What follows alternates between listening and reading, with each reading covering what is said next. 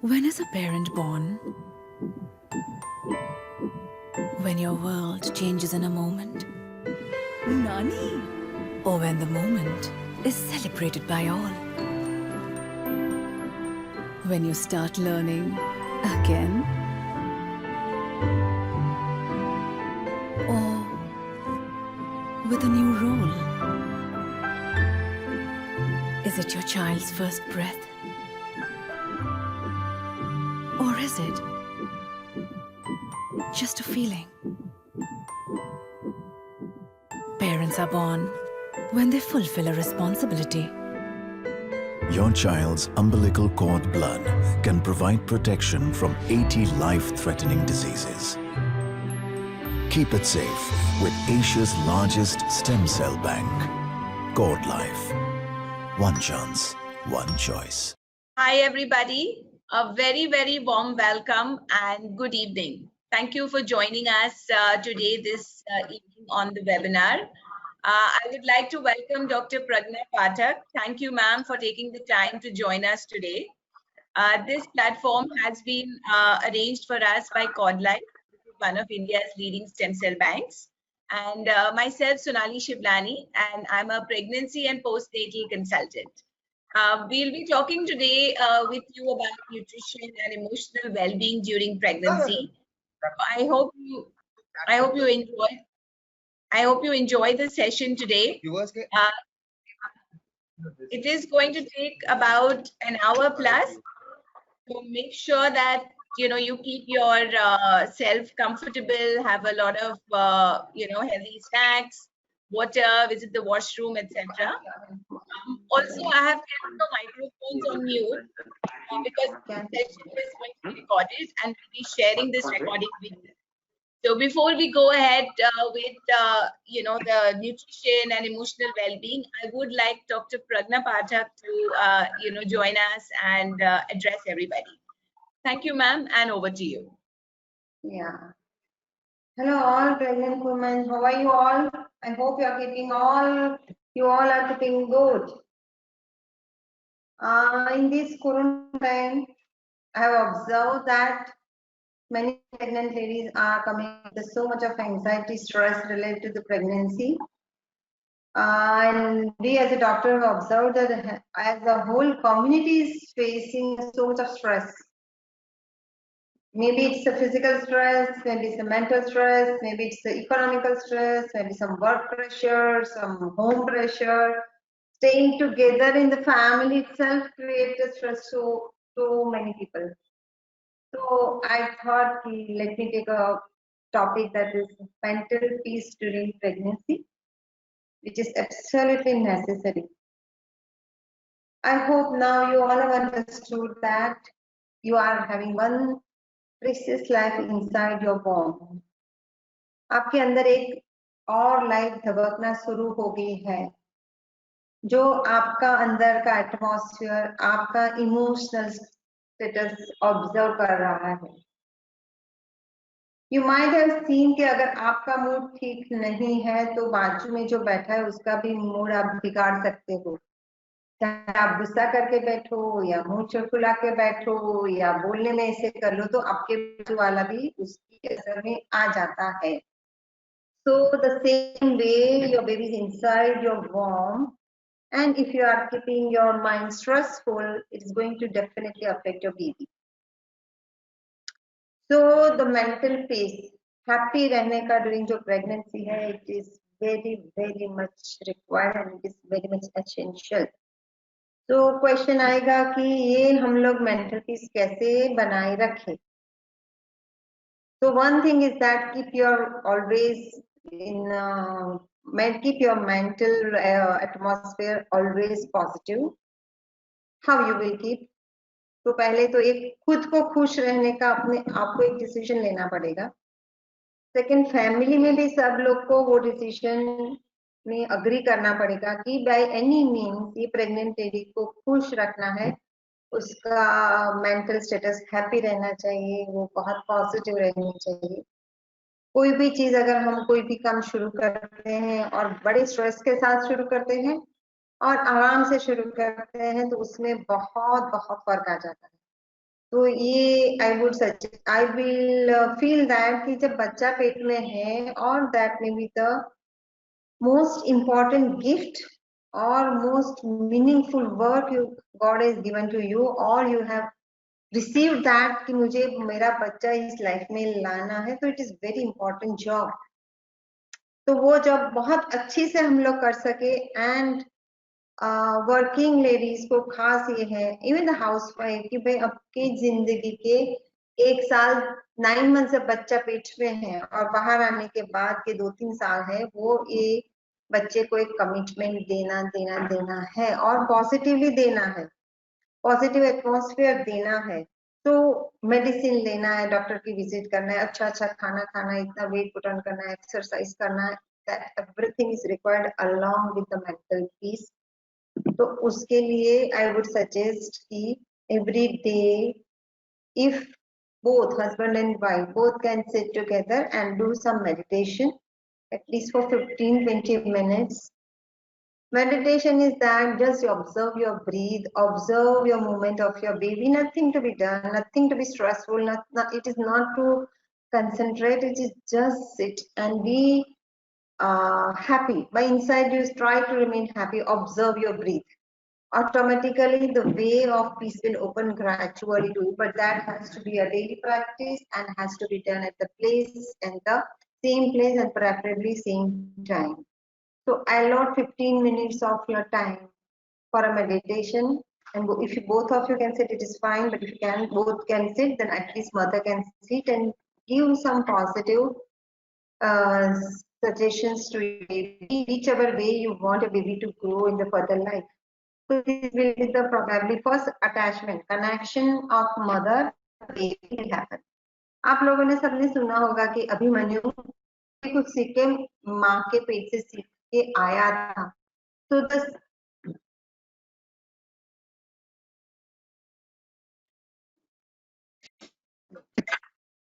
अभिमन्यु काफी कुछ माँ के पेट से सीख के आया था, माइथोलॉजी में हम लोग वो सुना है, पढ़ा है।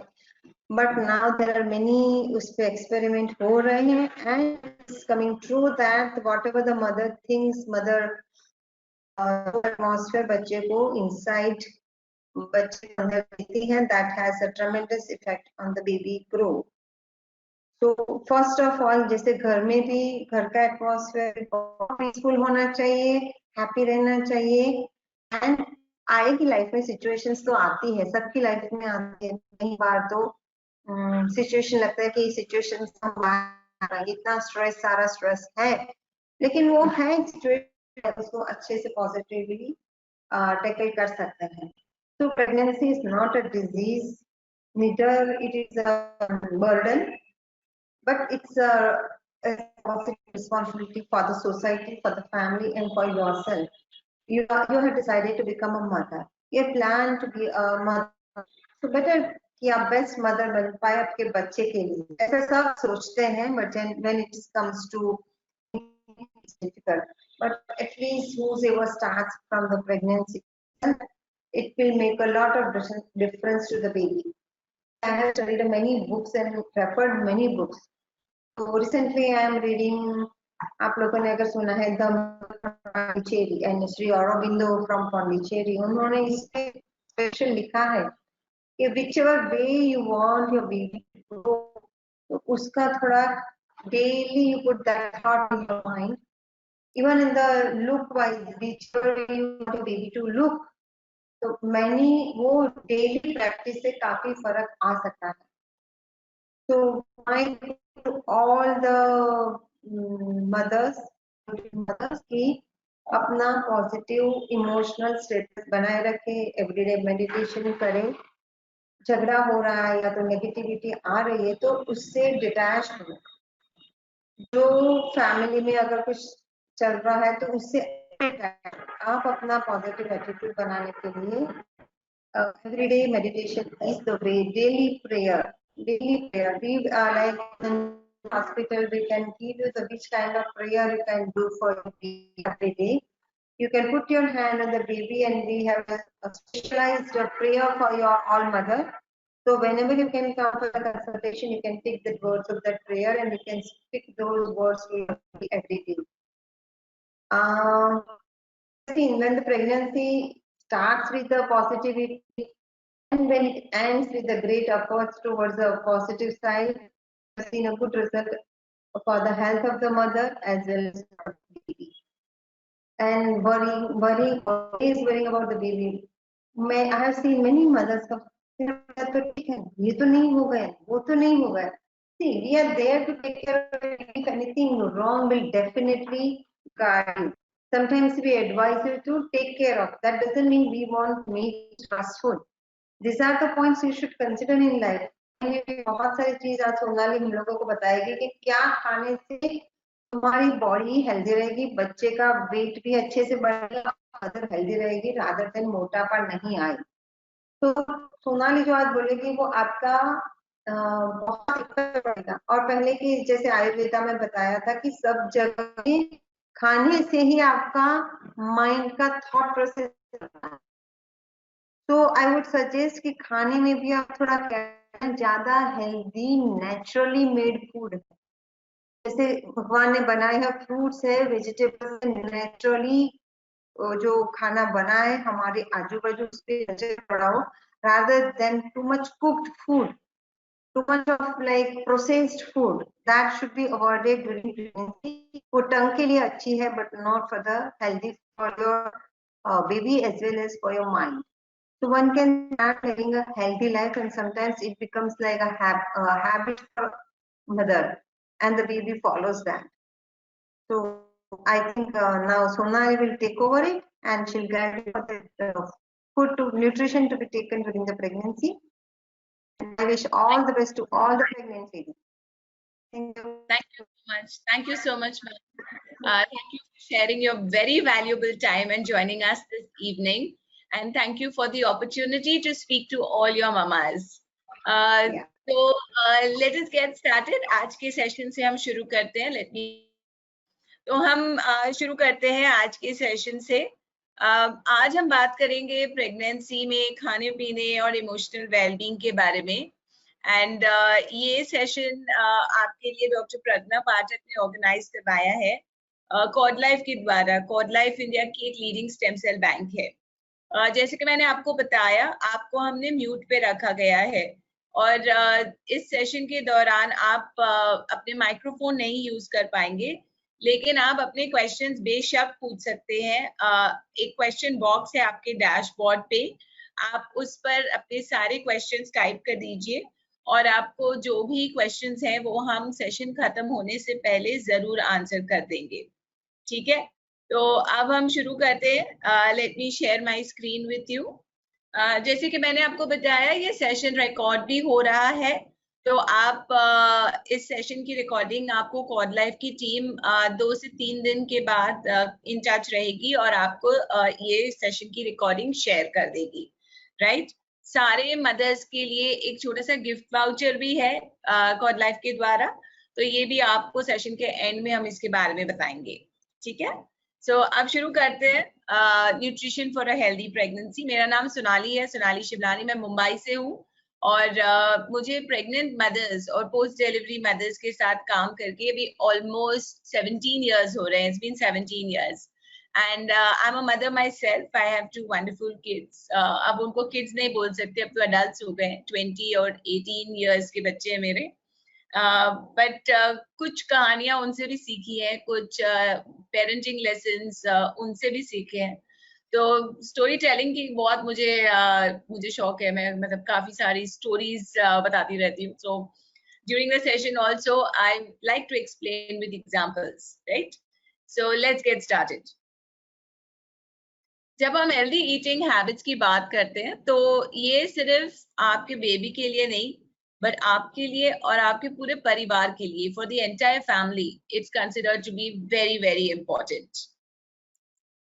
अब बेबी को ये किस तरह से हेल्प करता है? मैम ने तो बहुत अच्छी बातें बताई as far as you know baby की माइंड की डेवलपमेंट की बात हो रही है, मूड की डेवलपमेंट की बात हो रही है. जैसे अगर आप अच्छे मूड में रहेंगे तो बेबी अच्छे मूड में रहेंगे. बट लेकिन उसके अलावा जो हम खाते पीते हैं उससे बेबी की बॉडी और ब्रेन ये दोनों डेवलप हो रहे हैं। अब आप सोचिए कि जब आपकी प्रेगनेंसी शुरू होती है तो आपका बेबी एक सिंगल सेल है जो दिखाई भी ना दे, लेकिन जब बेबी बॉर्न होता है तो वो 2.5 से 3.5 किलो, अप्रोक्सीमेटली 18 से 20 इंच का बेबी होता है।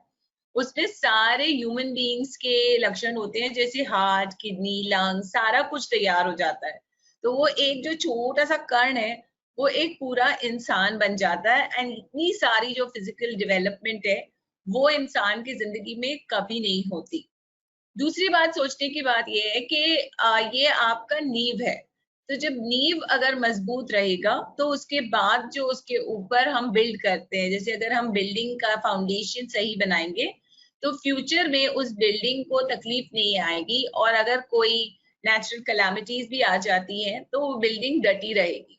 उसी तरह से अगर शुरुआत से ही अगर बेबी की डेवलपमेंट सही होगी फिजिकली, तो बेबी को आगे चल के लाइफ में प्रॉब्लम्स कम ही आएंगे।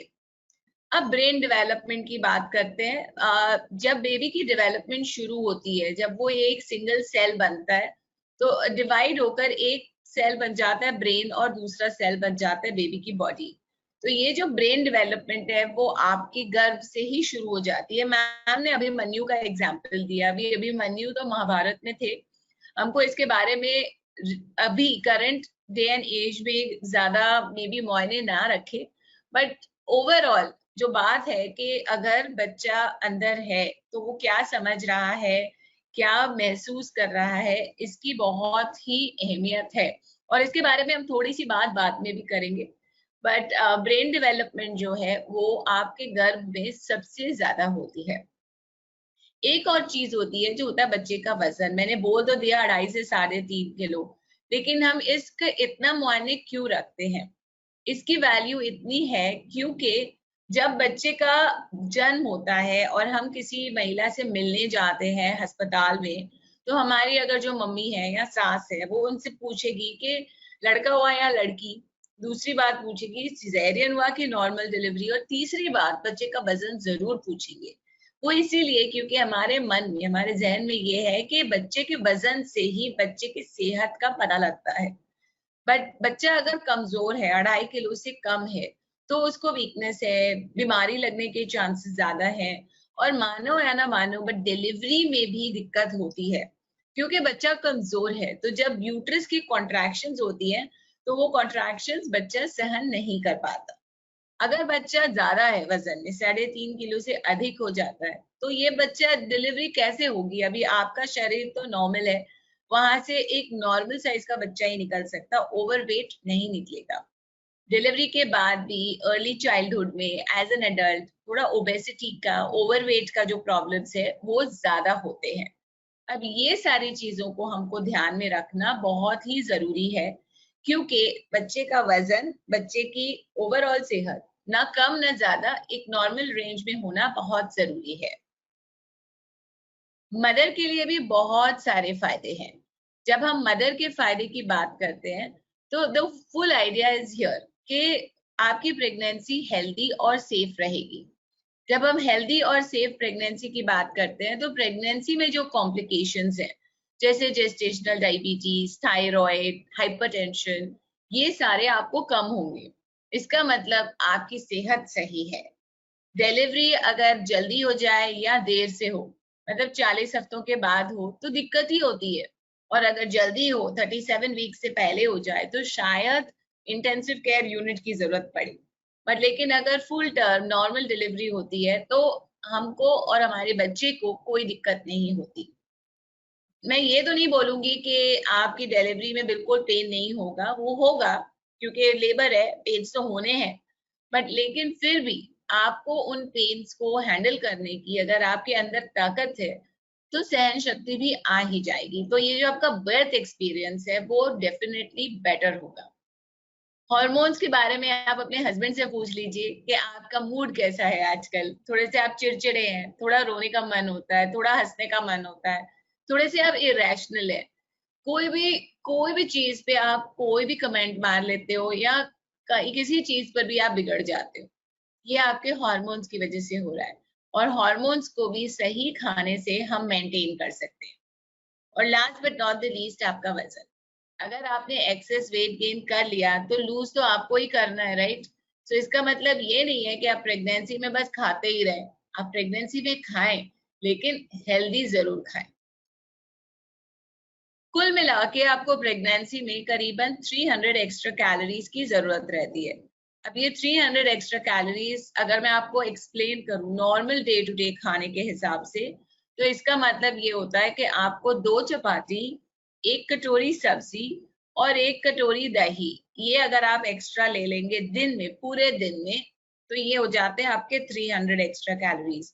इससे ज्यादा आपको नहीं खाना। इसका मतलब ये नहीं है कि आपको, अगर आप नॉर्मली 2 रोटी खाते हो तो अब हम प्रेग्नेंट हैं, अब हम डबल हैं तो अब हम 4 रोटी खाएंगे, या अगर अभी प्रेग्नेंट है तो हम रोज मीठा खा सकते हैं, रोज आइसक्रीम खा सकते हैं। ऐसा नहीं करना, क्योंकि इस वजह से ये जो गलत कैलोरीज और जो एक्स्ट्रा कैलोरीज आप खाओगे, इससे आपको कोई फायदा तो नहीं होगा, आपके बच्चे को कोई फायदा नहीं होगा, नुकसान जरूर हो सकता है। जो ब्रेस्ट फीडिंग के टाइम पे भी ये एक्स्ट्रा कैलोरीज की जरूरत पड़ती है, पर ब्रेस्ट फीडिंग के टाइम भी आपको बहुत जरूरी कि आप सही चीजें खाओ, सही मात्रा में खाओ। अगर आप उस समय भी जंक फूड खाएंगे या जो टिपिकल जैसे बहुत ज्यादा घी और शक्कर की चीजें खाएंगे, तो उससे आपका दूध ज्यादा नहीं बनेगा, उससे आप ज्यादा स्ट्रॉन्ग नहीं होगे, लेकिन अगेन वजन जरूर बढ़ जाएगा। मैंने ये बहुत रेगुलरली देखा है कि ड्यूरिंग प्रेगनेंसी वजन तो नहीं बढ़ता, डिलीवरी के 2-3 महीने के बाद मदर जब वापस आती है उनका वजन फुल, मतलब वही 10-12 किलो वापस बढ़ गया है। और ये बात समझ में उनको नहीं आ रही है, लेकिन एक्चुअली रियलिटी ये है कि वो जो घी और शक्कर भरे लड्डू शीरे वगैरह खिला दिए गए हैं, उसकी वजह से ये वजन बहुत ही बढ़ जाता है। सबको पता होता है कि हेल्दी क्या है। अगर मैं आपको पूछूं कि रोटी सब्जी हेल्दी, आप बोलोगे हाँ। अगर मैं आपको बोलूं कि रस्ते की पानी पूरी हेल्दी, आप बोलोगे नहीं। चॉकलेट केक हेल्दी, आप बोलोगे नहीं।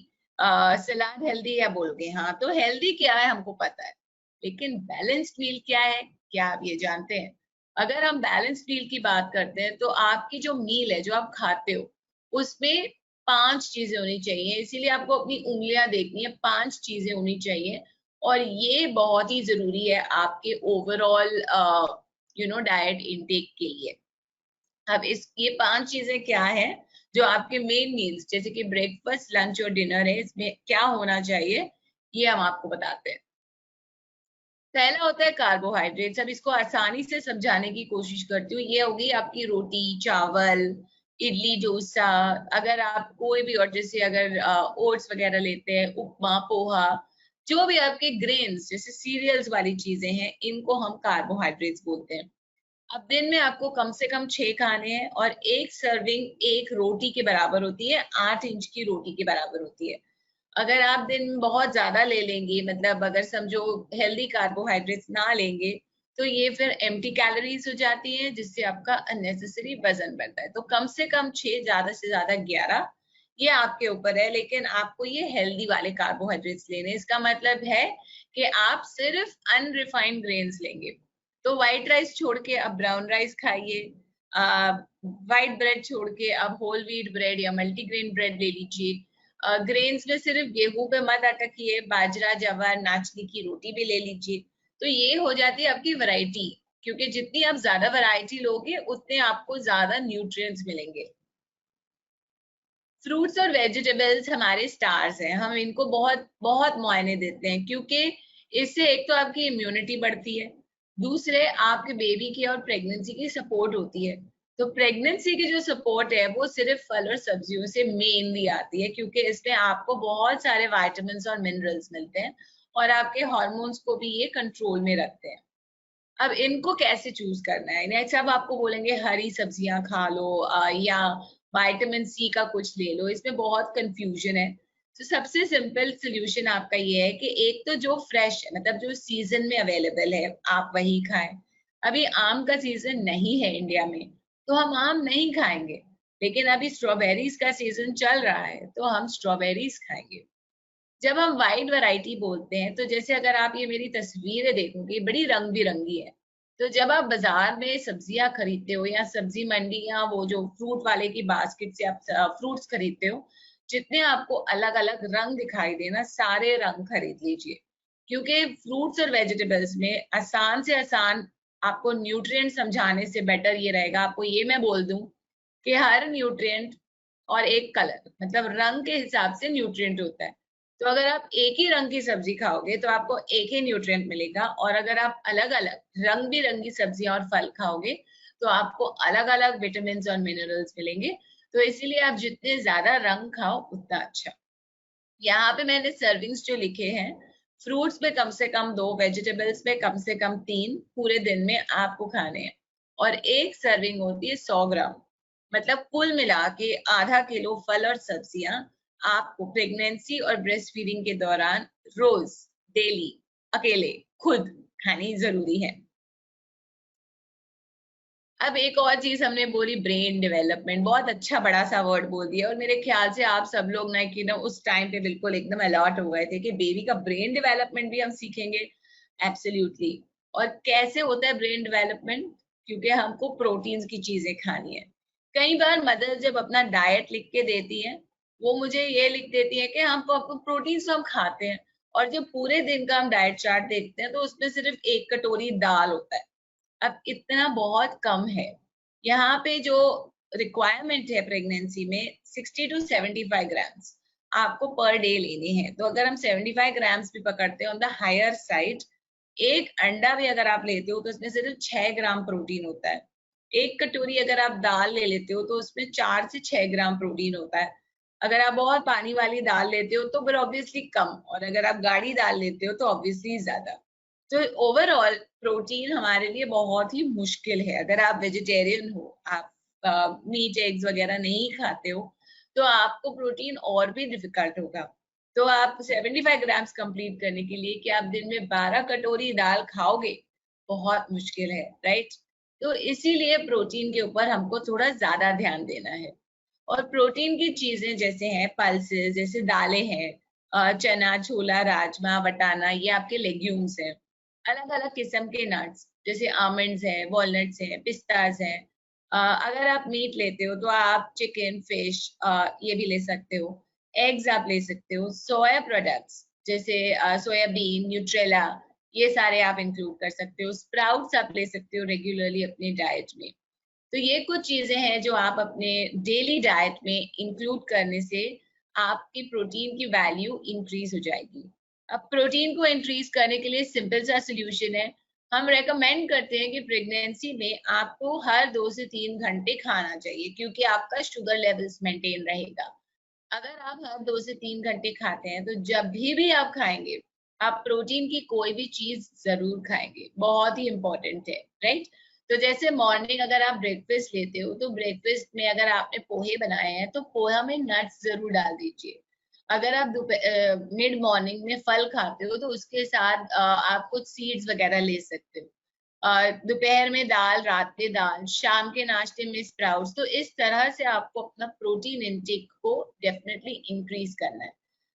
एक इम्पॉर्टेंट बात यह है कि मिल्क और मिल्क प्रोडक्ट्स में भी प्रोटीन होता है, जो अभी हमारा दूसरा स्लाइड है।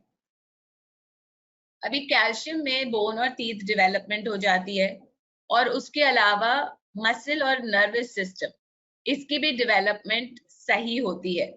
अब जब हम ये सारी चीजों की डेवलपमेंट कर रहे हैं तो दूध तो पीना ही पड़ेगा, राइट? लेकिन अगर आपको दूध नहीं अच्छा लगता तो दूध की कोई भी चीज भी आप ले सकते हो, जैसे दही, पनीर, चीज, लस्सी, ये सब आप अपने डेली डाइट में इंक्लूड कर सकते हो। 600 ml, अगर आप ये सोच रहे हैं कि मैं तो कैल्शियम की गोली खा ही लेती हूँ, इसका मतलब ये नहीं है कि आप दूध की चीजें ना लो। अगर आप कैल्शियम की गोली ना खाते तो मैं आपको 1 लीटर दूध और दूध की चीजें बोलती, लेकिन क्योंकि आप कैल्शियम की गोली ले रहे हो तो इसीलिए यहाँ पे सिर्फ 600 ml, मतलब 2 बड़े गिलास दूध आपको दिन में कंज्यूम करने हैं। इसके अलावा जैसे ग्रीन लीफी वेजिटेबल्स हैं, पालक, ब्रोकली वगैरह, ग्रेन्स नाचनी की तरह, तिल, सेसमी सीड्स, जैगरी, इनमें भी कैल्शियम होता है, लेकिन कम मात्रा में। दूध और दूध के पदार्थों में कैल्शियम की मात्रा ज्यादा होती है। अगर आप में से कोई लैक्टोज इंटॉलरेंट है, मतलब दूध पीने से या दूध की चीज लेने से आपका स्टमक अपसेट हो जाता है, तो आपको किसी डाइटिशियन से कंसल्ट करके अपनी डाइट बनवा लेनी चाहिए, ताकि आप नॉन डेयरी के कैल्शियम सोर्सेज अपने डाइट में बराबर मात्रा में इंक्लूड कर सके। ये वाली जो आइटम है वो हमको सबको बहुत ही पसंद है, fats, oils and sweets, right. अब फैट्स, ऑयल्स एंड स्वीट्स को हमको बिल्कुल कम खाना है, मतलब मॉडरेशन में। इससे ना तो हमको ताकत आती है, ना बच्चा वजनदार बन जाता है, ना आपकी पीठ का दर्द नहीं होगा, ऐसा कुछ नहीं होगा। लेकिन कुछ मात्रा में, जैसे 6 से 8 चम्मच टीस्पून ऑयल्स हमारे लिए हेल्दी है, क्योंकि हमको हमारे जो फैट सॉल्युबल विटामिन्स है ये अब्सॉर्ब करने में काम आते हैं, उससे ज्यादा नहीं। तो जो भी आप पसंद करें, आप वो 6 से 8 चम्मच से ज्यादा, टीस्पून से ज्यादा ना इंक्लूड करें। अगर चॉइस है तो आप बटर और रिफाइंड वेजिटेबल ऑयल्स ये सारे अवॉइड करें, और उसके बदले में आप घी या ओलिव ऑयल या जैसे नट्स के ऑयल्स हैं, आमंड्स, वॉलनट्स, ये सब आप ज्यादा कंज्यूम करें, क्योंकि ये आपके लिए ज्यादा हेल्दी है। मीठा बांटना चाहिए, मीठा बांटने से प्यार बढ़ता है। तो अपना डेजर्ट अकेले मत खाइए, अगर कभी डेजर्ट खाने का मन होता है तो अपने हस्बैंड के साथ जरूर शेयर कर लीजिए, राइट। तो कम की मात्रा में, बिल्कुल थोड़ा, क्योंकि शक्कर जैसे रिफाइंड शुगर से कुछ खास फायदा बिल्कुल नहीं है। अगर आपको स्वीट टूथ है, मतलब खाने के बाद कुछ मीठा खाने की जरूरत पड़ती है या क्रेविंग होती है, तो आप ये भी सोच सकते हो कि आप में भी थोड़ा सा गुड़ खा लो, या थोड़ी सी किशमिश खा लो, या एक डेट खा लो। तो इन सब चीजों से भी वो जो स्वीट क्रेविंग है आपकी शायद सेटिस्फाई हो जाए। पहले ट्राइमेस्टर में आपको एक्स्ट्रा कैलोरीज की जरूरत नहीं है। इस समय नौशिया वगैरह कुछ ज्यादा ही रहता है, तो इससे आपको शायद खाने पीने में बहुत दिक्कत हो। आप मेक श्योर करिए कि आप पानी खूब सारा पीती रहिए, अपने आप को हाइड्रेटेड रखें।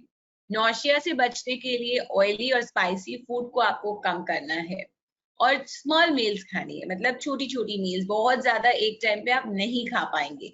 और सिंपल कार्बोहाइड्रेट्स जैसे रोटी है, ब्रेड है, ये अपने हर मील में थोड़ा थोड़ा इंक्लूड करिए, क्योंकि इससे आपके स्टमक को सेटल होने में हेल्प मिलती है, और शायद नौशिया वगैरह कम हो। अगर नौशिया इतने लेवल पर है कि कुछ भी अंदर नहीं रह रहा, तो डॉक्टर को जरूर बता दीजिए, क्योंकि डॉक्टर आपको मेडिकेशन देके आपके नौशिया को कंट्रोल करेंगे। ये मेडिकेशन आपके लिए बिल्कुल सेफ है, सो डोंट वरी। डॉक्टर आपको फर्स्ट ट्राइमेस्टर में भी फॉलिक एसिड और मल्टीविटामिन प्रिस्क्राइब करेंगे। फॉलिक एसिड आपके बेबी के जो न्यूरल ट्यूब डिफेक्ट्स हैं, स्पाइनल कॉर्ड डिफेक्ट्स हैं, इनको प्रिवेंट करता है, ताकि बेबी को कोई बर्थ डिफेक्ट्स ना हो। ये बहुत जरूरी है, इसको जरूर लीजिए। मल्टीविटामिन, क्योंकि हमारा खाना थोड़ा कम हो जाता है प्रेगनेंसी हार्मोन्स की वजह से, मूड नहीं होता, तो ये मल्टीविटामिन भी आपके लिए बहुत हेल्पफुल है, ताकि आपके जो न्यूट्रिएंट लेवल्स हैं वो कम ना हो जाए। सेकेंड ट्राइमेस्टर हम आराम वाला ट्राइमेस्टर बोलते हैं। इसमें आपकी एपेटाइट वापस आ जाती है, और आपको अब सब कुछ खाने का मन होने लगता है। लेकिन प्लीज सेंसिबली खाइए, ताकि आपकी वजन कुछ ज्यादा ही ना बढ़ जाए। आपको सारे फूड ग्रुप्स पे फोकस करना है। ऐसा नहीं है कि आप मुझे यही चीज पसंद आ रही है तो मैं यही चीज ज्यादा खा लूंगी, ऐसा नहीं करना। पूरी बैलेंस डाइट, जैसे मैंने आपको अपनी 5 फिंगर्स वाली डाइट सिखाई है, आप ये सारे फूड्स को इंक्लूड करिए। मिथ्स वगैरह से दूरी रहिए, क्योंकि बहुत सारे लोग बोलते हैं सफेद चीजें खाओ बेबी गोरा हो जाएगा, काली चीजें मत खाओ बेबी काला हो जाएगा, नारियल मत लो बेबी का सर नारियल के जैसे हो जाएगा। तो ये सारे मिथ्स हैं, और इन मिथ्स के साथ अगर आप खाने पीने की ध्यान रखोगे तो आपकी बहुत ही मिस्टेक्स हो जाएंगी। मेरी एक मदर थी जिसको ऐसा बोला गया था कि सफेद चीजें खाओ बेबी गोरे हो जाएंगे, और उसको कुछ समझ नहीं आता था, सुबह सुबह उठ के वो 1 चम्मच भर के शक्कर खा लेती थी, क्योंकि शक्कर सफेद है। अब ये तो बिल्कुल गलत हो गया, क्योंकि उसमें उसका वेट गेन कुछ ज्यादा ही हो गया। तो मिथ्स जो लोग आपको बताएंगे वो बहुत ही डरावने भी हो जाते हैं कभी कभी आपके सेहत के लिए। तो इन चीजों से आपको दूर रहना चाहिए। थर्ड ट्राइमेस्टर में बेबी की ब्रेन डेवलपमेंट सबसे ज्यादा होती है, बेबी को का वजन सबसे ज्यादा बढ़ता है। तो इस ट्राइमेस्टर में प्रोटीन फूड्स की आपको बहुत ज्यादा जरूरत है, और कार्बोहाइड्रेट्स भी आपके हेल्दी होने चाहिए। बेबी का ब्लड वॉल्यूम इंक्रीज हो रहा है, आपका ब्लड वॉल्यूम को मेंटेन करना है क्योंकि डिलीवरी के टाइम पे आपका ब्लड लॉस भी होता है, तो आयरन रिच फूड्स आपको इंक्लूड करने। एक्सक्यूज, यहाँ पे स्पेलिंग मिस्टेक हो गई है। ओमेगा 3 एक ऐसा न्यूट्रिएंट है जो ब्रेन डेवलपमेंट में हेल्प करता है। तो आपके अगर डॉक्टर ने नहीं प्रिस्क्राइब किया है तो आप डॉक्टर से पूछ सकते हैं कि ओमेगा 3 की आप सप्लीमेंट ले सकते हैं या नहीं। जो वेजिटेरियंस हैं उनके लिए भी वेजिटेरियन सप्लीमेंट्स मिलते हैं, और फूड सोर्सेज जिनमें ओमेगा 3 होता है वैसे होते हैं जैसे एवोकाडोज, वॉलनट्स, फ्लैक्स सीड्स वगैरह, ऑलिव्स, ये आप अपने डाइट में जरूर इंक्लूड करिए। अभी आपका पेट बढ़ गया है तो जगह बहुत कम है और इसीलिए आपकी एपेटाइट भी बहुत कम है, तो इसीलिए न्यूट्रिएंट डेंस फूड मतलब जंक फूड कम, भर भर के अगर आपने चावल डाल दिए तो फिर दाल आप कम ही डालोगे, सब्जी आप कम ही डालोगे, तो चावल कम, दाल और सब्जी ज्यादा, इस तरह से आपको अपना डाइट को बैलेंस करना है। ये कुछ प्रेगनेंसी के सुपर फूड्स हैं जो आप इंक्लूड कर सकते हो अपने डाइट में। पटेटोज खराब नहीं है, बस स्वीट पटेटोज ज्यादा बेटर है, तो आप अपने डाइट में स्वीट पटेटोज ला दीजिए। एग्स जरा कंप्लीट प्रोटीन, तो अगर आप एग्स खाते हैं तो दिन में आप रोज एग्स खा सकते हैं, लेकिन सिर्फ एक एग येलो और बाकी आपको एग व्हाइट्स लेना है। ग्रीन लीफी वेजिटेबल्स जैसे स्पिनच, ब्रोकली, कैबेज, ये सब आप अपने डाइट में डाल दीजिए। दालें और लेग्यूम्स और लीन मीट, मतलब अगर आप चिकन और फिश वगैरह लेते हैं तो उसका स्किन उतार के, ताकि आप फैट का जो लेयर है वो निकाल दें। बेरीज अभी सीजन में जो है वो आप ले सकते हैं, और अगर आपको नहीं मिलते हैं तो जो ड्राइड बेरीज मिलती हैं पैकेज्ड, ये भी आप कंज्यूम कर सकते हैं। लेकिन ध्यान रखिए जब आप पैकेट लेते हैं तो उसमें शुगर्स नहीं होने चाहिए, तो पैकेट को ध्यान से पढ़ लीजिए। होल ग्रेन्स ये आप अपने डाइट में इंक्लूड करिए, जैसे मैंने आपको बताया गेहूं है, ओट्स है, नाचनी, जवर, बाजरा, ये सारे वैरायटी ऑफ ग्रेन्स आपको इंक्लूड करने हैं। एवोकाडोज बहुत ही हेल्दी है, ओमेगा 3 में बहुत रिच है, तो अगर दिन में आप आधा एवोकाडो खा लेते हैं तो ये भी आपकी प्रेगनेंसी के लिए बहुत ही हेल्पफुल है। ड्राई फ्रूट्स, नट्स और सीड्स ये आपके फिलर्स हैं।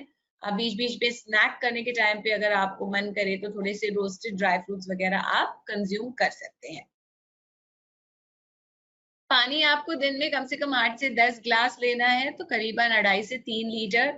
नमक जितना कम, क्योंकि नमक से हो सकता है कि आपका सोडियम लेवल बढ़ जाए, ब्लड प्रेशर बढ़ जाए, स्वेलिंग हो, तो इसके लिए नमक सिर्फ स्वाद अनुसार, एक्सेस में नहीं। कोई भी पैकेज्ड फूड उसमें नमक बहुत ज्यादा होता है, तो उनसे आप दूर रहिए।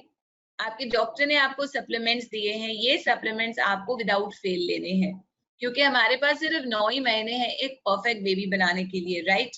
तो ये जो आपके सप्लीमेंट्स हैं, जैसे मैंने आपको बताया फोलिक एसिड है, मल्टीविटामिन है, फिर सेकेंड ट्राइमेस्टर में आयरन और कैल्शियम शुरू हो जाता है, और थर्ड ट्राइमेस्टर में ओमेगा 3, तो आपको इन सप्लीमेंट्स को ध्यान से लेना है। अगर कोई भी सप्लीमेंट आपको सूट ना करे, जैसे अगर समझो आप आयरन लेते हो, आपको नौशिया होता है, तो आप डॉक्टर को बता दीजिए। चुप करके सप्लीमेंट नहीं लेना is not a good idea.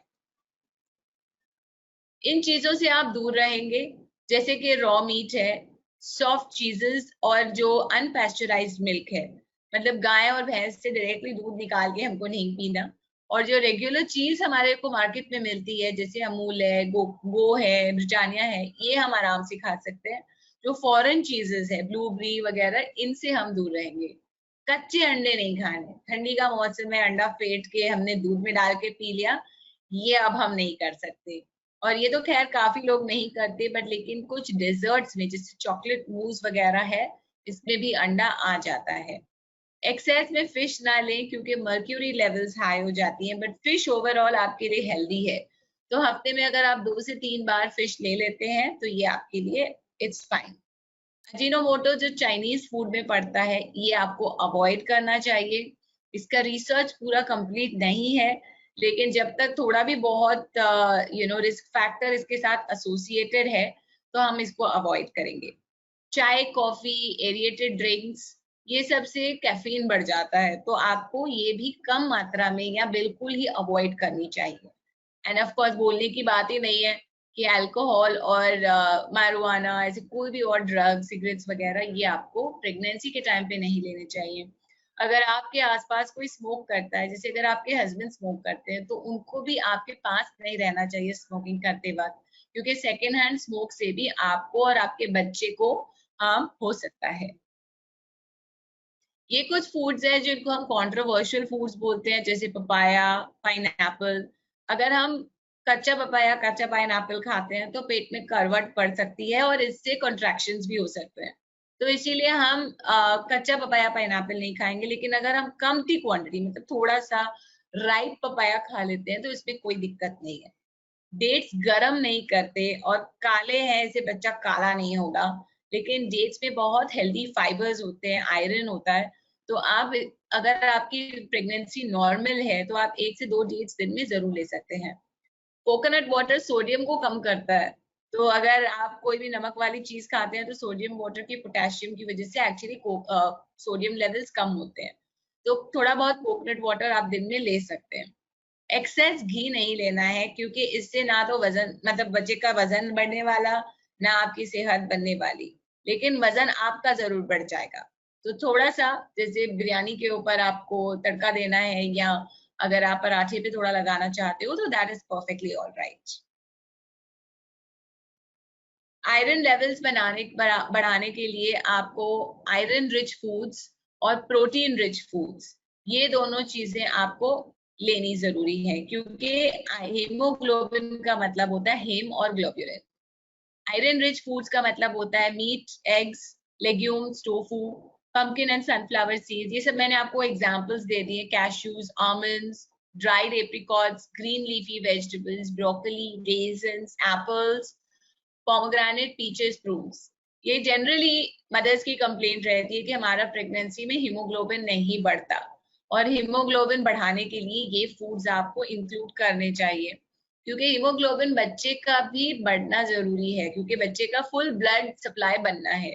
इसीलिए मदर का ब्लड लेवल्स में हीमोग्लोबिन कम हो जाता है।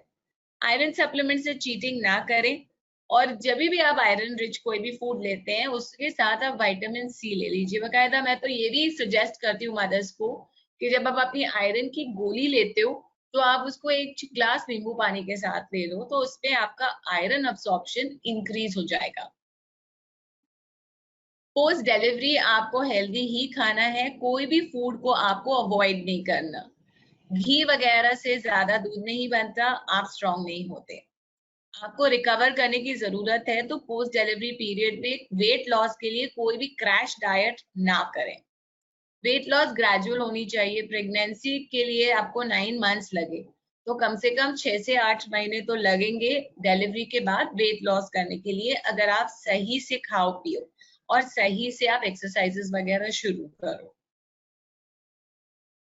ओवरऑल इमोशनल जो आपकी वेलबींग है, एंड आई एम श्योर कि आप क्वेश्चंस वगैरह डाल रहे हो, but let me cover a little bit about things जो आपके वूम्ब में आपका बच्चा समझता है। प्रेगनेंसी आपके लिए एक नया अनुभव है, और आप एक नए जीव का जन्म कर रहे हो। पूरा बेबी अंदर आपके बन रहा है। और सोचने की बात यह है कि आप एक्चुअली पेरेंट कब बनते हो? जब आप प्रेगनेंसी प्लान करते हो, जब आप पहला वो प्रेगनेंसी टेस्ट देखते हो, या जब आप अल्ट्रासाउंड पे पहली बार बेबी को देखते हो। या ऐसा भी हो सकता है कि ड्यूरिंग प्रेगनेंसी आपको ऐसा कोई एहसास ना हो। इट्स ओके, ये नॉर्मल है। कई पेरेंट्स को जब बेबी को वो एक्चुअली पकड़ते हैं अपने आर्म्स में, या बेबी जब उनको देख के स्माइल करता है, तब उनको अंदर जो मैटरनल इंस्टिंक्ट है, मदरली फीलिंग है, वो तब शुरू होती है। ये आपका बेबी है एट 3 वीक्स। बेबी का जो हार्ट है वो डे 25 पे बीट करना शुरू होता है, लेकिन पूरे बॉडी को कंट्रोल करने वाला तो बेबी का ब्रेन है, और ब्रेन डेवलपमेंट 21st डे से शुरू हो जाती है इन द वूम।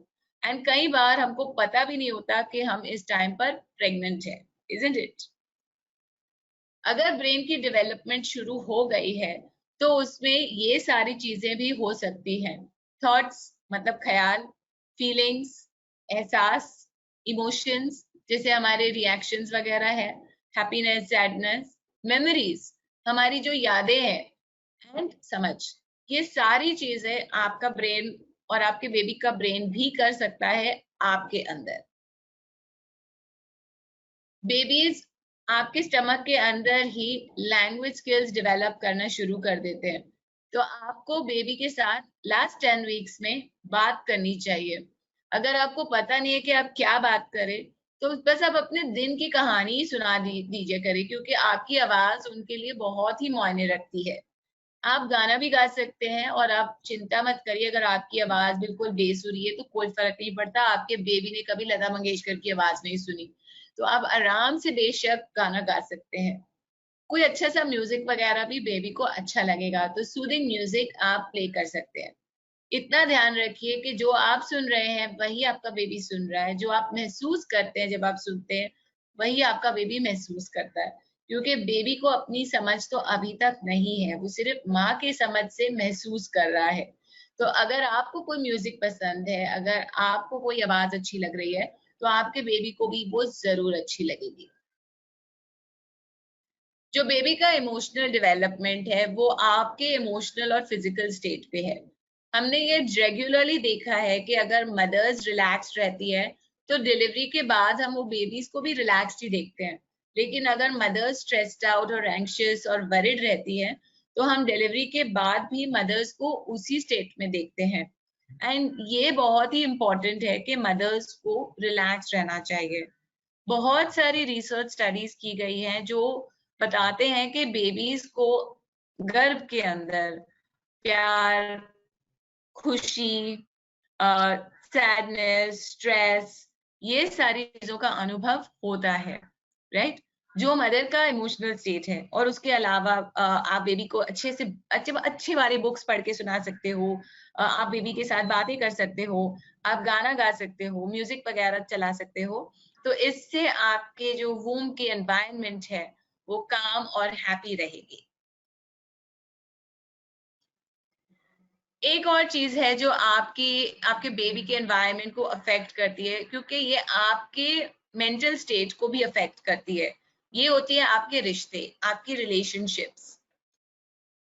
हमारी लाइफ में 3 तरह के लोग होते हैं। एक जो हमको बहुत पसंद है, जिसके साथ जब हम होते हैं हम पूरा टाइम स्माइल कर रहे होते हैं, तो ये हमारे लव्ड वंस हैं। कुछ ऐसे लोग होते हैं जिनके बगैर हमारा गुजारा नहीं होता। मे बी हमारी मेड्स हैं, ड्राइवर्स वगैरह हैं, क्या करें, अब करना पड़ता है, उनके साथ गुजारा करना पड़ता है। और कुछ लोग होते हैं जिनको हम बिल्कुल पसंद नहीं करते। And maybe I am not saying कि ये होगा, बट लेकिन आपके कोई फैमिली मेंबर या आपके बॉस, अगर आप वर्किंग हैं तो आपको ये आपके लोग हैं जो आपकी लाइफ में हैं। और जो मैंने सर्कल्स बनाए हुए हैं ये हैं टाइम, जितना हम समय बिताते हैं इन लोगों के साथ। तो आइडियल लाइफ में हमको जिससे हम प्यार करते हैं, जो हमको स्माइल करवाते हैं, हमको सबसे ज्यादा समय उनके साथ बिताना चाहिए। क्योंकि अगर हम उनके साथ समय बिताएंगे तो हमारा मूड अपने आप ही सही हो जाएगा, इजंट इट?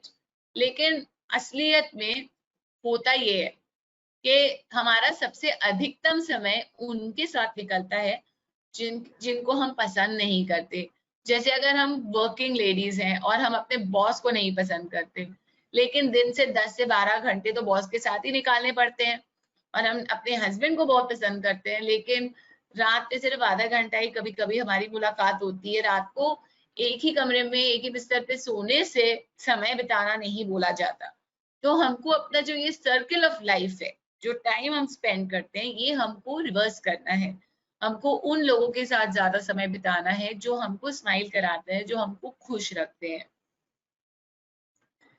बेबी पे आपके मूड्स का बहुत असर पड़ता है। अगर आपके अंदर बैड स्ट्रेस, जैसे नेगेटिव फीलिंग्स बहुत ज्यादा है, तो आपके स्ट्रेस हार्मोन्स बढ़ जाते हैं। अगर आप समझो, अगर आप कोई अचीवमेंट है, आपको कोई डेडलाइन है, आपकी कोई प्रोजेक्ट है जो आपको बहुत ही प्यारी है और आप उसके लिए बहुत मेहनत कर रहे हो, ये आपके लिए गुड स्ट्रेस है। बट अगर आप किसी चीज से खुश नहीं है और आपको इससे डिफिकल्टी हो रही है, आप उससे इरिटेटेड है, तो ये बैड स्ट्रेस है। और इसी से स्ट्रेस हार्मोन्स बढ़ जाते हैं आपके ब्लड में, और यही स्ट्रेस हार्मोन्स जाते हैं बेबी को, और उसी तरह से बेबी के ऊपर भी इफेक्ट होता है। आपको इतना ध्यान रखना है कि शायद बेबी ये ना समझ पाए कि कोई आपके साथ बुरा बर्ताव कर रहा है या आप क्यों इरिटेटेड है। लेकिन आप इरिटेटेड हैं आपके स्ट्रेस हार्मोन्स बढ़ गए हैं, ये आपके बेबी को अंदर जरूर समझ में आ जाएगा। अब ये तो हम नहीं बोल सकते कि आपको 9 मंथ्स और उसके बाद ब्रेस्ट फीडिंग के दौरान भी बिल्कुल खुश रहना चाहिए, लेकिन आपको ये मैं जरूर बोल सकती हूँ कि रोज सवेरे जब आप ब्रश करते हो, आप आईने में अपनी शक्ल देखते हो, आपको ये देखना है कि आपकी शक्ल किस तरह लग रही है। अब मैंने 2 पिक्चर्स लगाए हैं स्क्रीन पे, लेफ्ट में there is a smiling picture and right में there is a sad picture. तो क्या आप स्माइलिंग मदर हो या आप सैड मदर हो, ये आपको रोज सुबह ध्यान देना है। अगर आप स्माइलिंग मदर हो तो ग्रेट, परफेक्ट, आपका दिन आज बिल्कुल सही है और कंटिन्यू, और कल सोचेंगे दोबारा, राइट। लेकिन अगर आप सैड मदर हो तो आप क्यों सैड हो, आपको क्या प्रॉब्लम हो रही है, क्या दिक्कत हो रही है, ये आपको देख लेना चाहिए, ये आपको ध्यान रखना चाहिए। एंड उस दिन को, अपने दिन को ब्राइट करने के लिए आप क्या कर सकते हो। ये हो सकता है कि आप किसी फ्रेंड से मिल लो, या आप पार्लर जाके थोड़ा सा मसाज करवा लो, या आप घर ही में मैनिक्योर पेडिक्योर कर लो। मानो या ना मानो कि कभी कभी फुल्ली अच्छे से तैयार होकर प्रॉपर मेकअप वगैरह करने से भी मूड थोड़ा सा सुधर जाता है। तो उस दिन को आपको सुधारना है, आपको ये नहीं सोचना कि मैं 9 महीने कैसे सुधारूंगी, आपको पर डे अपने आप को खुश रखना है और रोज का रोज ये थॉट आपके दिमाग में आना चाहिए। ये एक्चुअल रियल लाइफ पिक्चर्स हैं आपके वूम से। ये अगर आप देखेंगे तो ये एक फीटस है जो अंदर रो रहा है, शायद उसकी माँ थोड़ी सी सैड है, इसकी मदर खुश है, इसीलिए ये बेबी स्माइल कर रहा है। एंड आई एम श्योर कि आप ऐसा ही बेबी चाहते हैं जो अंदर पूरा टाइम स्माइल करता रहे। बेबीज अंदर यॉन करते हैं तो आप देख सकते हैं कि बेबीज कितने लाइफ लाइक हैं, राइट। उनके अंदर कितनी लाइफ रिलेटेड सिचुएशंस है, वो बिल्कुल नॉर्मल ह्यूमन बीइंग्स की तरह है। ये ट्विन्स हैं, एक दूसरे को कितना प्यार कर रहे हैं, दे इंटरैक्ट विद ईच अदर, और ये भी बिल्कुल नॉर्मल है। अब हम When is आपको a एक very parent quick born? Video दिखाएंगे। Just take a When your look. world changes in a moment. Nani? Or when the moment is celebrated by all. When you start learning again. Or with a new role. Is it your child's first breath? Or is it just a feeling? Parents are born when they fulfill a responsibility. Your child's umbilical cord blood can provide protection from 80 life-threatening diseases. Keep it safe with Asia's largest stem cell bank, Cord Life. One chance, one जैसे कि choice. मैंने आपको बताया, आप सब mother's के लिए एक बहुत ही स्पेशल गिफ्ट कूपन भी है from Cordlife and Mom to Be. Mom to Be brand has got mothers के लिए कुछ इंटरेस्टिंग आइटम्स जैसे क्लोथिंग, पिलोज वगैरह। तो आप यहाँ पर थोड़ी सी शॉपिंग कर सकते हैं, अपने आप को इंडल्ज कर सकते हैं for yourself, to make yourself feel special. तो कॉर्ड लाइफ की टीम सेशन के 48 to 72 आवर्स के विद इन 48 to 72 आवर्स आपके साथ इन टच में रहेगी और आपके साथ ये कूपन जरूर शेयर करेगी। So happy shopping. I am sure के मदरहुड इज समथिंग दैट जो आप हर समय सेलिब्रेट करना चाहती है। So with Mom to Be and Cordlife gift coupon some shopping is जरूर बनता है, राइट। ये कुछ बुक्स हैं जो मैंने लिखे हैं और मार्केट में अवेलेबल है, आप Amazon से बेशक खरीद सकते हैं। I would be very happy. Prenatal fitness जो एक्सरसाइजेस के ऊपर है, with nutrition and exercise for pregnancy and post delivery, और इसमें पिक्चर्स के साथ हर एक्सरसाइज एक्सप्लेन की गई है। So there are more than 100 exercises for pregnancy, and also the unique part is कि हमने exercises with husband, exercises with baby, ये सारे भी इंक्लूड किए हुए हैं। पेरेंटिंग मंत्रास पेरेंटिंग के बारे में, जैसे टीथिंग हो गया, टॉयलेट ट्रेनिंग हो गया, वैक्सीनेशन हो गया, छोटी छोटी जो आपके सवाल होते हैं वो इस बुक में कवर किए गए हैं। एंड सुपर मॉम्स रेसिपीज, जब आपका बेबी खाना वाना खाना चालू करे 6-8 महीने के बाद, तब आप ये बुक यूज कर सकते हैं। तो ये बुक्स आप बेशक मार्केट से, अमेजोन से जरूर खरीद लीजिएगा। अब आपके सवाल के जवाब I would like to take. मैंने अपने पर्सनल डिटेल्स यहाँ पर दे दिए हैं।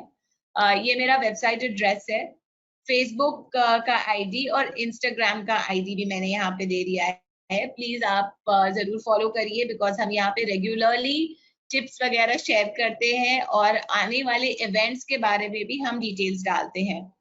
YouTube पे चैनल है pregnancy coach by baby 360 degrees, जो मैं एवरी वीक वहां पे प्रेगनेंसी और पेरेंटिंग के ऊपर नया वीडियो पोस्ट करती हूँ। आपका गिफ्ट वाउचर और ये रिकॉर्डिंग, इस सेशन की रिकॉर्डिंग के लिए कॉड लाइफ टीम के नंबर्स भी मैंने इस स्क्रीन पे डाल दिए हैं। तो phone number, WhatsApp number, toll free number and SMS number, जो आपको कंफर्टेबल लगे आप प्लीज नोट कर लीजिए, ताकि आप कॉड लाइफ के साथ भी टच में रह सकते हैं।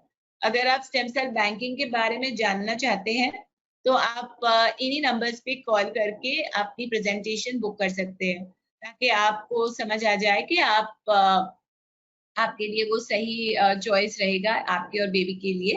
तो ये इसकी डिटेल्स भी आपको मिल सकती हैं। अब हम आंसर करते हैं आपके क्वेश्चंस। आई होप आपने बहुत सारे क्वेश्चंस मेरे लिए डाले हैं इन द क्वेश्चन बॉक्स। तो पहला क्वेश्चन है, can I do vajrasana in pregnancy of 3rd month? जी बिल्कुल, आप वज्रासन के पोजीशन में बैठ सकते हैं। वज्रासन आपके डाइजेशन, एसिडिटी और पोस्चर, इन 3 चीजों के लिए बहुत ही हेल्पफुल रहेगा। आप वज्रासन थ्रू आउट प्रेगनेंसी कर सकते हैं। अगर आपको बेड रेस्ट प्रिस्क्राइब किया गया है और आपको फ्लोर पे बैठना मना है, तो फिर आप वज्रासन बेड पर ही करिएगा, और अगर आपको बैठना भी अलाउड नहीं है तो मत करिएगा, right? Which month does brain development start in terms of listening and reacting? So about 30 weeks से हमको reactions समझते हैं बेबी के, जैसे लैंग्वेज डेवलपमेंट वगैरह आपके बेबी का अराउंड 30 weeks ऑफ प्रेगनेंसी से शुरू हो जाता है। How much weight can be gained during the entire pregnancy? अब weight gain, ma'am, is divided into 2 categories. 3 categories actually. अगर आपकी प्रेगनेंसी आपने हेल्दी वेट से शुरू की है तो आपका जो टोटल वेट गेन है वो 10 to 12 किलोज के बीच में होना चाहिए। लेकिन अगर आपने प्रेगनेंसी अंडर वेट शुरू की है तो आप ज्यादा भी गेन कर सकते हैं। अगर आपकी प्रेगनेंसी ओवर वेट से शुरू हुई है, जैसे मेरे पास एक मदर आई थी जो फर्स्ट ट्राइमेस्टर में उसका वजन 94 किलोज था, तो वो डेफिनेटली ओवर वेट थी, और थ्रू आउट टोटल प्रेगनेंसी में उसको हमने टोटल 2.5 किलोज वेट गेन पर ही मतलब कंट्रोल करके रखा। तो अगर आपकी प्रेगनेंसी ओवर वेट शुरू हुई है तो कम वेट गेन इज नॉर्मल। अगर आपकी प्रेगनेंसी ट्विंस है तो वेट गेन ऑब्वियसली थोड़ा बहुत ज्यादा ही होता है in twins, so that is how you have to consider it. Can I drink coconut water? As everybody said that by drinking coconut water baby के लिए गर्म होता है। No, that's a complete myth. जैसे मैंने आपसे कहा कि खाने पीने के अराउंड जो भी मिथ्स है आप प्लीज उन पे ज्यादा ध्यान ना दें। इट इज समथिंग जो आपको बेकार में अननेसेसरी स्ट्रेस क्रिएट करेगा।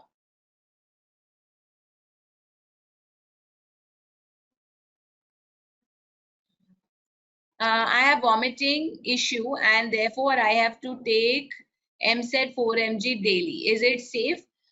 मैम, ये अगर आपके डॉक्टर ने आपको प्रिस्क्राइब की है तो आप बेशक इसको एज पर प्रिस्क्रिप्शन ले सकते हैं, क्योंकि प्रेगनेंसी में क्या होता है कि आपका और बेबी का न्यूट्रिशन बहुत ही मायने रखता है, और अगर आप बिल्कुल कुछ नहीं खा सकोगे तो बेबी की जो डेवलपमेंट है वो सही नहीं होगी।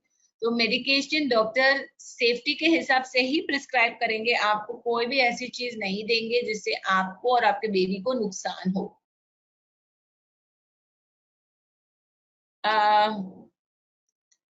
How to get rid of morning stiffness? Ma'am, पहले तो आप डॉक्टर से चेक कर लीजिए कि आपको एक्सरसाइजेस वगैरह अलाउड है। अगर आपको एक्सरसाइजेस अलाउड है तो मॉर्निंग में उठ के आप पहले थोड़े से स्ट्रेचेस वगैरह कर लेंगे तो आपकी जो स्टिफनेस है वो कम हो जाएगी। बहुत सारे अलग अलग स्ट्रेचेस हैं, मेरे बुक में भी आपको बहुत सारी एक्सरसाइजेस मिल जाएंगी तो you can look at that as an option. या तो अगर आप कोई प्रीनेटल क्लास ज्वाइन कर लेते हैं जहाँ पे आपको एक्सरसाइजेस बखूबी हम सिखा सके, तो ये भी आपके लिए बेनिफिशियल हो जाता है। Can weight be gained from the 4th month? I have gained 2 kilos in a month. Is it normal? Actually, ma'am, weight gain जो pregnancy में होता है in the first 20 weeks, first half में कम होता है, slow रहता है, 2 to 5 kilos weight gain expected रहता है in the first 20 weeks, so first half of pregnancy. और जो second half of pregnancy है उसमें आप 8 से 10 किलो weight gain कर सकते हैं। सो ये एक नॉर्मल पैटर्न है जो हम एक्सपेक्ट करते हैं। अगर किसी भी मंथ में एक्सेसिव गेन होता है तो ये आपको देख लेना चाहिए। हो सकता है कि उस मंथ में आपका थोड़ा खाना बाहर का ज्यादा हो गया हो, मे बी आप बाहर गए हो, मम्मी के घर गए हो। जनरली ऐसा होता है, मम्मी के घर जाते हैं तो वजन थोड़ा बढ़ जाता है क्योंकि मम्मी बहुत ज्यादा लाड से खिला देती है। तो ये थोड़ा ध्यान रखना चाहिए कि आपका वेट गेन कंट्रोल में रहे और किसी एक महीने में बहुत ज्यादा नहीं गेन हो। वेट, अंडरवेट और ओवरवेट मैम आपके हाइट के ऊपर डिपेंड करता है। तो आपको ये जो हाइट वेट के चार्ट्स मिलते हैं, आपको उनसे अपना हाइट वेट चेक कर लेना चाहिए कि आपके हाइट के हिसाब से आपका नॉर्मल वेट कितना होना चाहिए। तो उसके हिसाब से आपको अंडरवेट का पता लग जाएगा। जैसे फॉर एग्जाम्पल अगर मेरी हाइट 5'4" है तो मेरा वजन करीबन 56 to 60 किलो के बीच में होना चाहिए। तो अगर मेरा वजन ज्यादा है तो मैं अपने आप को ओवरवेट बुलाऊंगी, और अगर मेरा वजन कम है तो मैं अपने आप को अंडरवेट बुला सकती हूँ। तो वो आपके हाइट वेट चार्ट के हिसाब से आपको पता चलेगा। I have headache issues every 2 to 3 days. Any remedies and is it normal for frequent headaches to happen in pregnancy? Pregnancy में हेडेक्स कुछ वजह से होते हैं। जैसे अगर आप सही से खाना नहीं खा रहे हो, अगर आप सही से सो नहीं रहे हो, बिकॉज प्रेगनेंसी में ऐसा होता है। कई बार हमको पहले की आदत होती है कि दिन में से 3 ही बार खाते हैं तो एसिडिटी हो जाती है।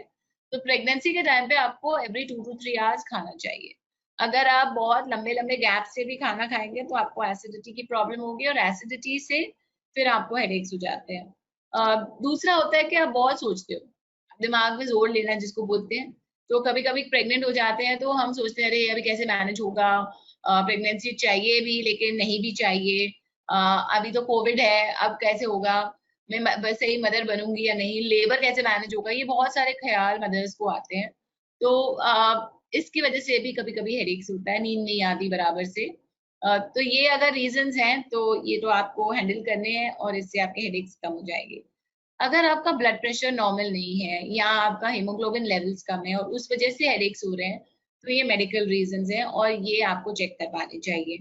तो अगर रेगुलरली हेडेक्स हो रहे हैं तो बहुत इंपॉर्टेंट ये रहेगा कि आप पहले इवेल्युएट कर लो कि आपके हेडेक का कॉज क्या है। अगर आपका हेडेक जैसे मैंने जो रीजंस बताए, नींद नहीं आना या सही आप खा नहीं रहे हो उस वजह से है, तो फिर इसको मैनेज बहुत आसानी से किया जा सकता है। कैन आई हैव गोंद का लड्डू इन प्रेगनेंसी? यस, गोंद का लड्डू आप प्रेगनेंसी में खा सकते हैं। गोंद में बहुत कैल्शियम होता है, तो आप ये जरूर ले सकते हैं, लेकिन आपको ये भी याद रखना है कि उसमें शक्कर भी होती है और घी भी होता है। तो अगर खा सकते हैं का मतलब ये नहीं है कि आप रोज गोंद के लड्डू खा रहे हैं। कभी कभार जैसे टेस्ट के हिसाब से आप थोड़ा बहुत ले सकते हैं, no problem. Why tummy gets tough and hard during pregnancy? तो प्रेगनेंसी के दौरान हर मदर को कुछ कॉन्ट्रैक्शंस होती है, इनको हम फेक कॉन्ट्रैक्शंस बोलते हैं। इसका नाम होता है ब्रैक्सटन हिक्स कॉन्ट्रैक्शंस। इसका मतलब ये है कि कुछ सडनली आपका स्टमक बिल्कुल टाइट हो जाता है और फिर बिल्कुल रिलैक्स हो जाता है, और हम इसको फेक इसलिए बोलते हैं क्योंकि इससे आपका गर्भ का मुंह नहीं खुलता, जो लेबर की तैयारी की वजह से होता है वो नहीं होता। इसके लिए होते हैं कॉन्ट्रैक्शंस, रियल है, फील होते हैं, महसूस होते हैं, लेकिन इससे कोई एक्शन नहीं होता, इसीलिए हम इसको फेक कॉन्ट्रैक्शन बुलाते हैं। ये बिल्कुल नॉर्मल है। तो अगर आपका सिर्फ स्टमक टाइट हो रहा है, ये पेनलेस है, इसमें कोई पैटर्न नहीं है, बिल्कुल स्पोरेडिक है, तो इसमें आपको चिंता की कोई बात नहीं है।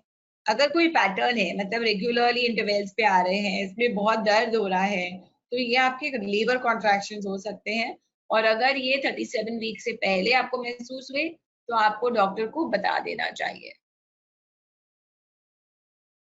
Within how much time can I take food after waking up? Is it okay if I take fruits directly after waking up, or should I eat something salty first? It depends on you, ma'am. अगर आपको nausea वगैरह की problem नहीं है, तो आप बेशक fruits से अपना day शुरू कर सकती हैं. We don't have any problems. But अगर आपको nausea वगैरह की issue होती है, so then you should start with taking, some like a biscuit or a toast, some like a dry carbohydrate first, and then have your fruits. Otherwise, starting with fruits is fine. Honey जो हमको market में मिलता है ma'am is processed Honey, तो उसमें भी calories तो खूब सारी होती हैं, तो इसीलिए आपको एक्सेस में हनी भी नहीं लेना चाहिए. It goes in the same category as sugar and oil. So जितना मतलब आप शुगर लेते हो वैसे ही आपको हनी को भी रिस्ट्रिक्ट करना है, not in excess. Alright, any more questions? We do have 1 or 2 more minutes. We can take 1 or 2 last questions. I start my day with soaked dry fruits like figs, raisins, almond. Yes, you can, definitely. It's perfectly all right. You can start your day with dry fruits also. So just, I will like to now start saying my thank yous. Thank you to Cod Life for helping us organize this platform. Thank you to Dr. Pragna for giving us the opportunity ये session में आपसे बात करने के लिए. Thank you very much to everyone who has worked hard to organize the session. Thank you to all the mothers who have made the time और इस session के लिए आप इतना patiently आप बैठे हैं और इतने सारे आप questions पूछ रहे हैं. Yes ma'am, आप coconut water daily ले सकती हैं अगर आपकी pregnancy is normal. अगर आपकी मतलब शुगर लेवल्स वगैरह हाई है तो फिर आपको डाइट प्लान बराबर से बनाना पड़ेगा, but for a healthy pregnancy you can take coconut water on a daily basis. मैंने अपने सारे कॉन्टैक्ट डिटेल्स और कॉड लाइफ के कॉन्टैक्ट डिटेल्स स्क्रीन पे डिस्प्ले करके रखे हैं, सो मेक श्योर कि आप इनको नोट कर लीजिए ताकि आप हमारे साथ टच में रह सकें. अगर इस सेशन के बारे में आप कोई फीडबैक देना चाहते हैं तो we would love to hear from you. Please आप क्वेश्चन सेक्शन में अपना फीडबैक भी डाल सकते हैं, और फ्यूचर में आप कैसे टॉपिक सुनना पसंद करेंगे ये भी आप सजेशंस डाल सकते हैं. We would love to hear that.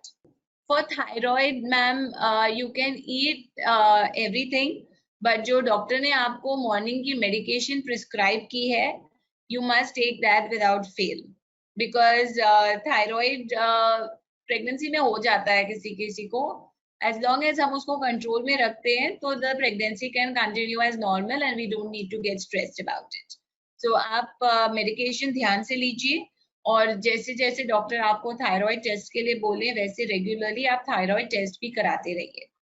अगर आपको कॉन्स्टिपेशन हो रहा है तो आपको पानी बहुत सारा पीना चाहिए और फाइबर रिच फूड्स लेने चाहिए. तो जैसे मैंने आपको कहा है कि रिफाइंड ग्रेन्स, व्हाइट राइस, मैदा वाली ब्रेड, ये सब आपको अवॉइड करनी है. आप अगर होल ग्रेन्स लेंगे तो इससे आपको फाइबर ज्यादा मिलेगा, फ्रूट्स वेजिटेबल्स से फाइबर ज्यादा मिलेगा. अगर आपको आयरन की मेडिसिन नहीं सूट कर रही है, अगर आयरन शुरू करने के बाद कॉन्स्टिपेशन हुआ है तो आप डॉक्टर से कंसल्ट करके अपना प्रिस्क्रिप्शन चेंज करवा लीजिए, दूसरा वाला आयरन का प्रिस्क्रिप्शन ले लीजिए जिससे आपको फिर कॉन्स्टिपेशन ना हो. Alright, thank you so much for being a super patient audience, and look forward to seeing you in many more sessions. Thank you for joining us. Have a great day ahead. And all the best with your pregnancy and becoming a new mother. When is a parent born? When your world changes in a moment. Nani? Or when the moment is celebrated by all. When you start learning again. Or with a new role. Is it your child's first breath? Or is it just a feeling? Parents are born when they fulfill a responsibility. Your child's umbilical cord blood can provide protection from 80 life-threatening diseases. Keep it safe with Asia's largest stem cell bank. Cord Life. One chance, one choice.